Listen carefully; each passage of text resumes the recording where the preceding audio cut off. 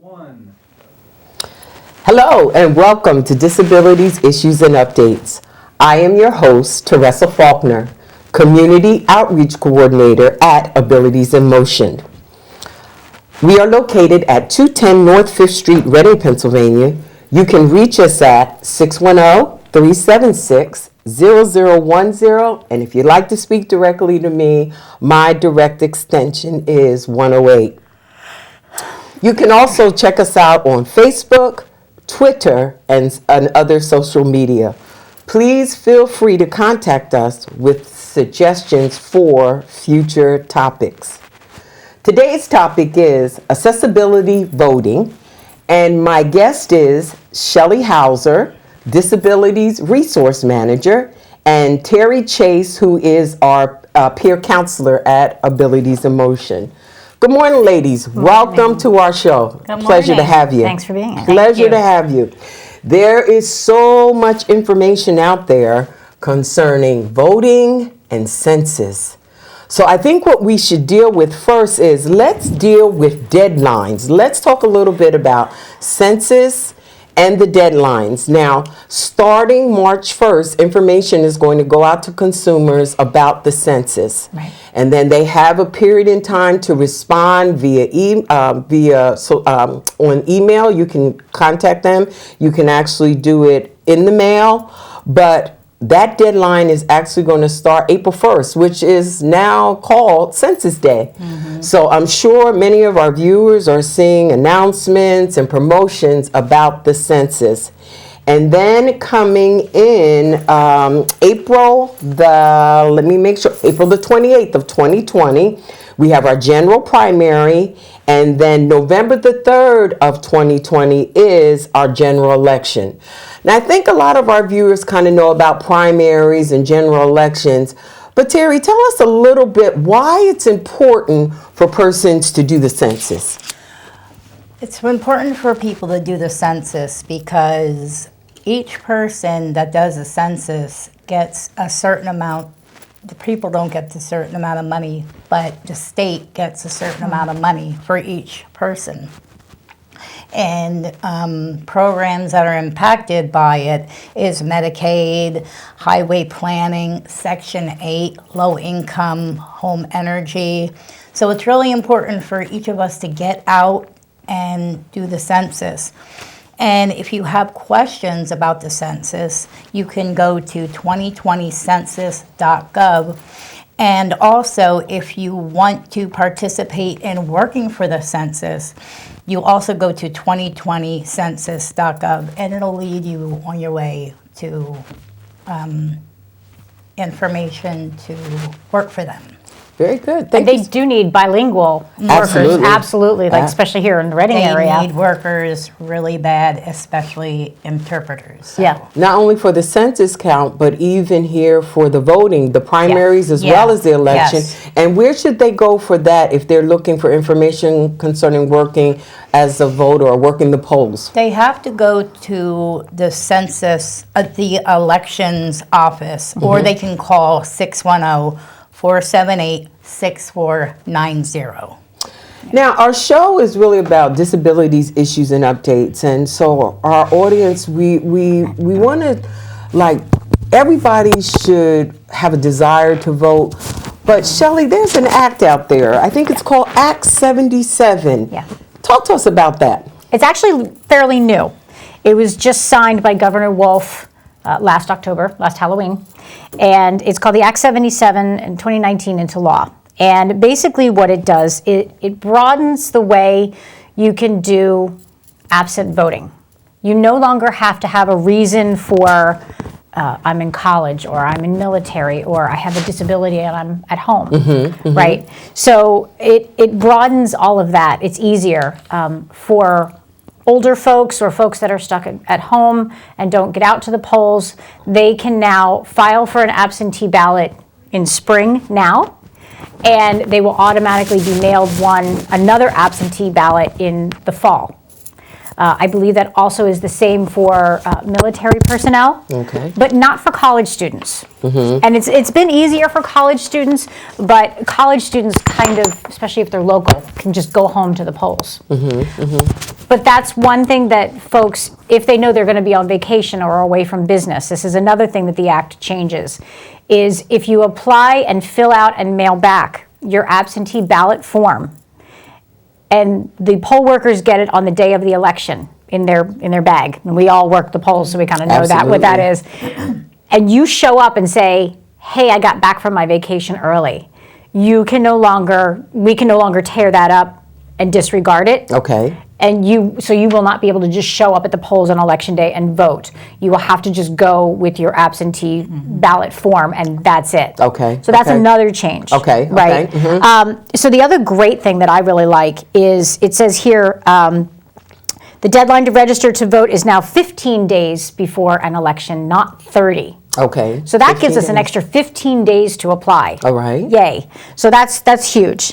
The other thing is that counties are authorized to be able to start counting and logging processing the mail-in applications up to 50 days, not just like the week before when they get them. Okay. So that broadens it up to almost a whole month ahead of schedule, which is really great. So there won't be this backlog Wonderful. of things. So those are just some of the highlights. I mean, if somebody else has questions or concerns, give Teresa a call, give any of our person-centered counselors a call, and we can kind of go over this more in detail. Or if you're a group and you want to learn more, or you're an elderly living community and you want more, I know I'm going out to help some folks change their Great. addresses in their living communities and Wonderful. kind of get them set up. So those are some highlights of that new law. So please, if you're watching, don't feel that you cannot vote for whatever reason. If you have questions, concerns, or you're not really sure about what to do, give us a call. We're there to help you. Now, we've talked about dates, we've talked about deadlines, we've actually talked about job opportunities. Wonderful. But there was a team of AIM employees that actually went to Harrisburg, and we learned some things about things that would be available at the polls for voting. So we're going to take a few minutes, watch that video, and we'll be right back with you.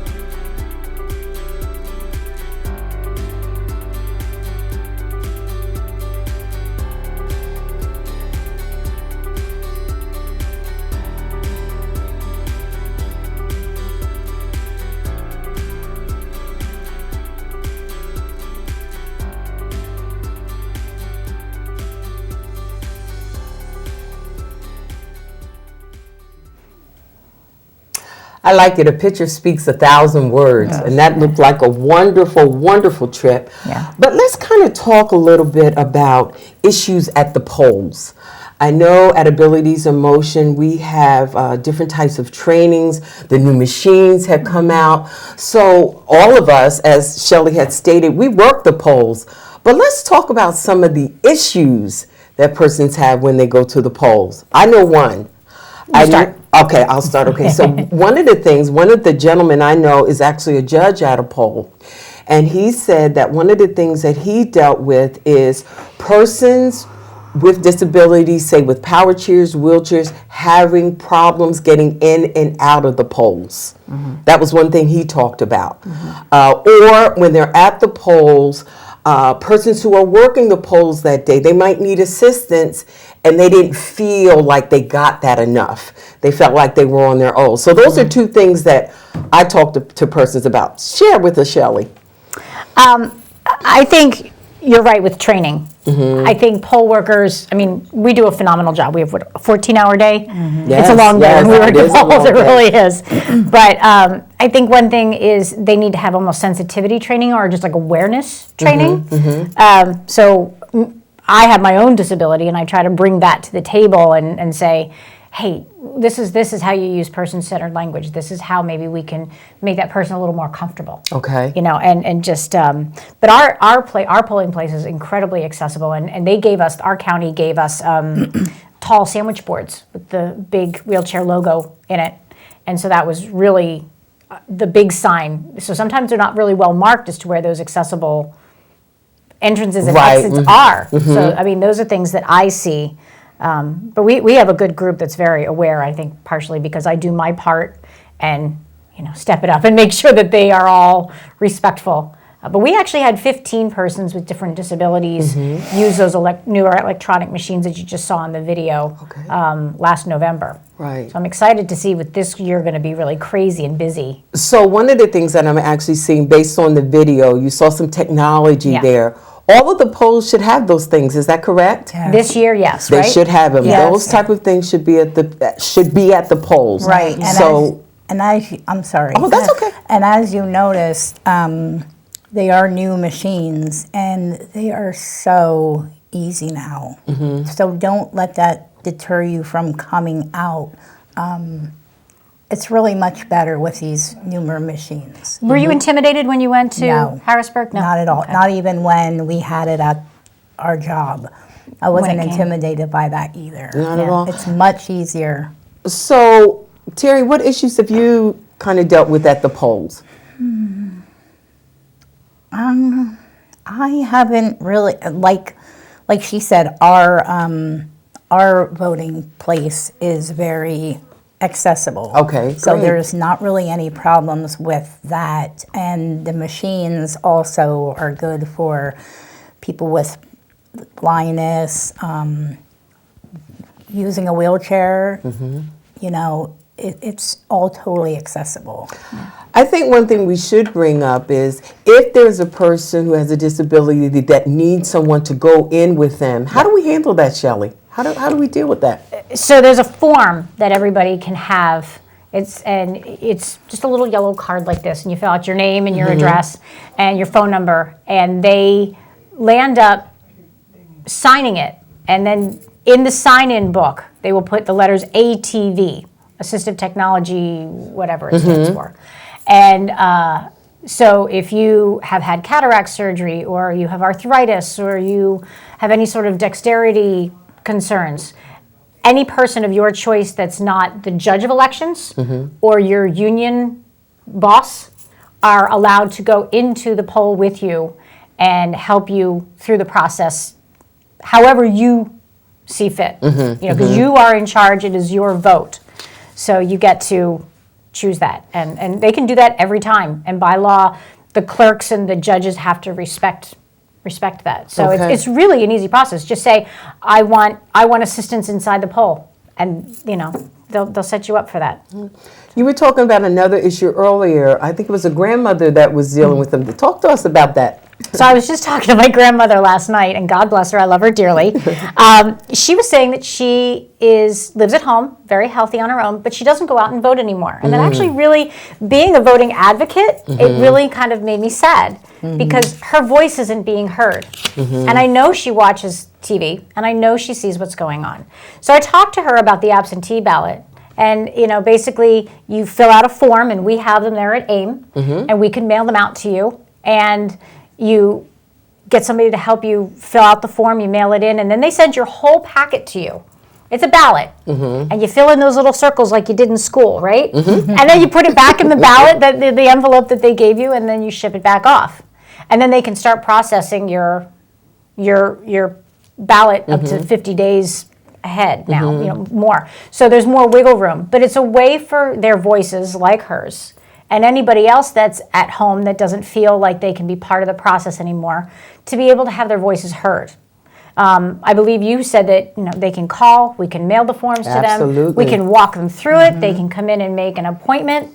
And like I said before, I'm actually going out to some retirement homes to kind of help them through the process that way. When they move to a new community, they need to change their address, and that's one big thing they need to know. If you've moved, you need to change your address, and it's on that simple form.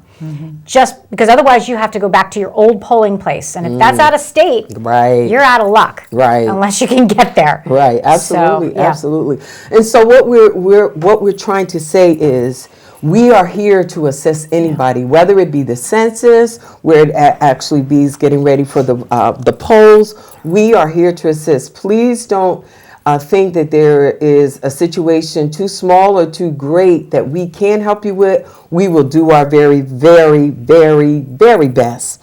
Now, one of the things, we talked a little bit about issues at the polls. We talked about different things. I know on the video that we showed, there was a service animal. Service animal was with one of our persons there. So let's talk about some solutions, preparation. People need to prepare. They need to prepare before the time is ended, before the deadline. So persons actually need to prepare. We actually had a training at Abilities in Motion where the new machines came in. And so in a few minutes, we're going to discuss some of the things that are going on in those pictures. Each one of us will collaborate about what we see, and we'll go from there. Let's look at the first picture, see what it looks like. Explain, Shelley. Okay, so this is our coworker, Laura, and her guide dog, Yes. Yahtzee. And this was just, when was this, Terry? January?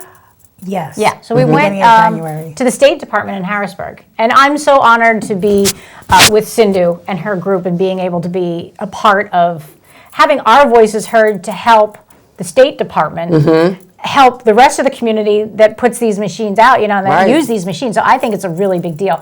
So this is one of the staffers, and she's explaining the process to Laura on these electronic machines before she sits down and starts the process. So she's talking about it. And then Terry, this is you.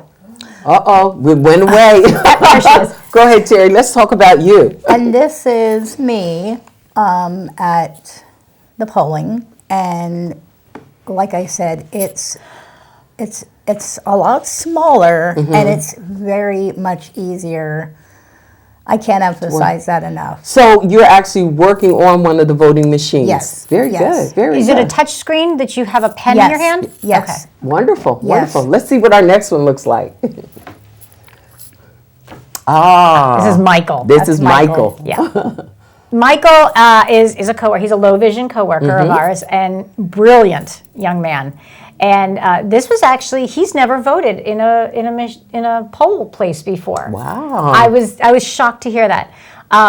So I don't know, Terry, did you talk to Michael how he felt about it? I think he felt pretty okay about the process. As a matter of fact, I think he may be going, I don't know if he's had enough time to do it for this election. Okay. He should be. He should. What, Yeah. register, you mean? Yeah. Okay. He Yeah, should, he should be okay. So again, this particular picture is a person that is low vision. Yes. Very low vision. Okay. So we had a person with hardly no vision, low vision, and there's different things that they can actually use Right. to make it accessible for them. Let's go to our next slide.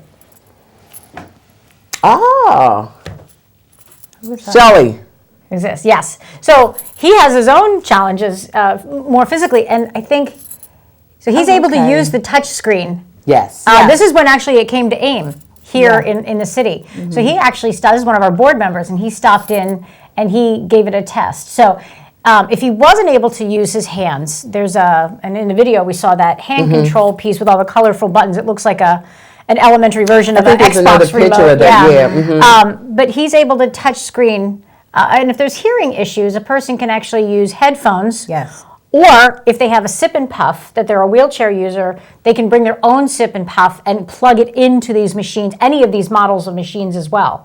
One of the things I'd like to interject on this particular picture is that the level. Yeah.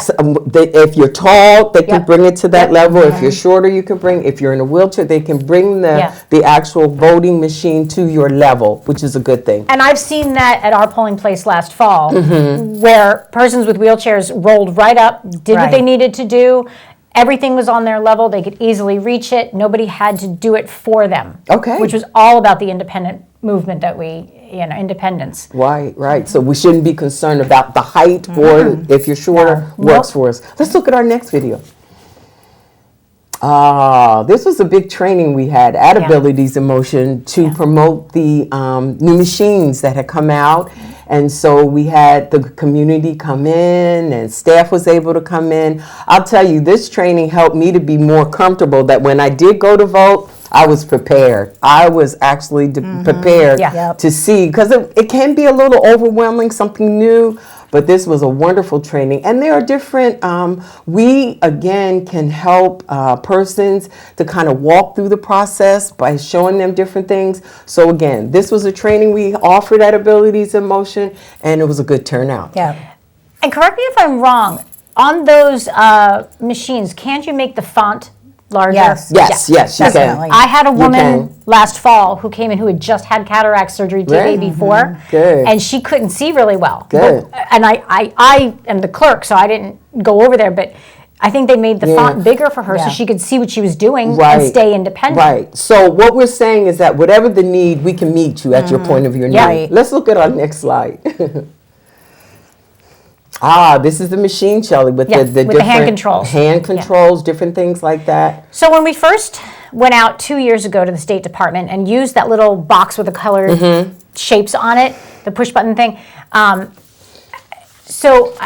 my feedback was, hey, this is really great, but the ticket that spit out, the font was 0.9. And 12 point is average. Yeah, I yeah. said, this is great, but I can barely read this, and I'm nearsighted. Right, So that was my right. first. So they made the font bigger. So that was Good. one thing they changed Good, 2 years ago. good, good. The other thing was, as I said, it's great that if you are low or no vision, that you can put those headphones on and hear your choice Right, I got privately. you. But how do you push the buttons and know what your choice is?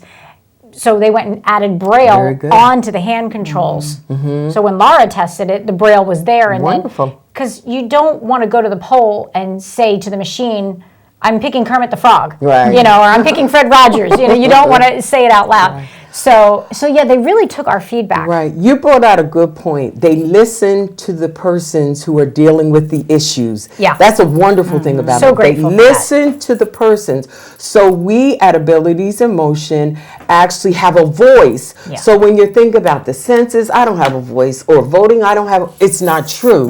Right. You have a Right. voice, and we are there to assist you with that. Let's look at our next photo.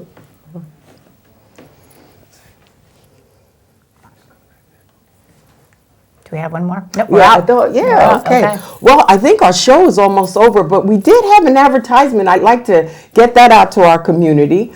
We have a big event tomorrow that is going to be at the Santander. We want to invite the community to come. All the information is listed there. Please know you can still buy tickets. They're still available. And listen, there are major, great changes that are happening at Abilities in Motion. Yeah. And some of them you will actually see at the Santander. Ladies, I want to thank you, first of all, for voting. Yes. I want to thank you for having a voice. And we want to say to you, our viewers, we are here to assist you in any way possible. Please don't hesitate to give us a call. And we all want to say to you, happy voting, happy Yes. Census Day, happy voting. And remember, we're here to help.